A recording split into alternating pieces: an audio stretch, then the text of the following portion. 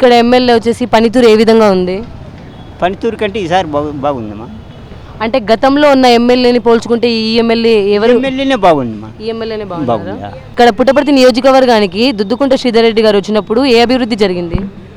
ఇప్పుడు ఆయన జగన్ ఇదిలో ఉన్నాడు కదా, శ్రీధర్ రెడ్డి కూడా బాగానే జరుగుతుందమ్మా.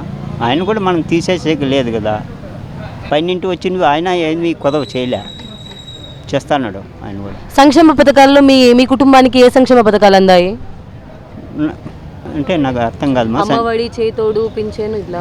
చేతోడు నాకు పింఛన్ వస్తుందమ్మా. పింఛన్ వస్తుందా? 5 ఏళ్ళలో ఎక్కడే కానీ ఏ పని చేయలేదు.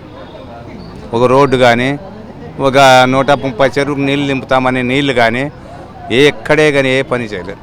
రాబోయే ఎలక్షన్స్లో దుద్దుకుంట శ్రీధర్ రెడ్డి గారు మళ్ళీ గెలుస్తారని అనుకుంటున్నారా? తెలియదమ్మయ్య, ప్రజలు కూడా అది చెప్పలేము.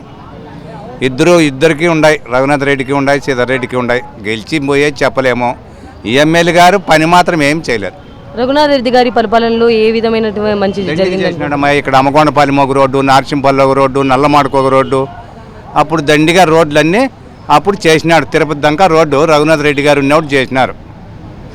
అయితే ఇప్పుడు ఇక్కడ స్థానిక ఎమ్మెల్యే ఏ విధమైనటువంటి పాలన చేయలేదని అంటున్నారు మీరు?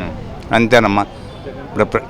జగన్ పరిపాలన ఎలా ఉంది? జగన్ సంక్షేమ పథకాలు మీకు అందాయా? మాకు తెలదమ్మయ్య. సంక్షేమ పథకాలు మీకు అందాయా? జగన్ సంక్షేమ పథకాలు అందులో అన్ని వాళ్ళకి ఇస్తాడు, అదొకటి అందులో ఇస్తాడు, అది మాకు తెలియదు. ఈ ఎమ్మెల్యే రాబోయే ఎలక్షన్స్ లో జగన్ గెలుస్తారని అనుకుంటున్నారా మీరు? తెలియదమ్మయ్య, అది అంటే చెప్తానమ్మా, మొరుగు లేకుండా చెప్పాలా.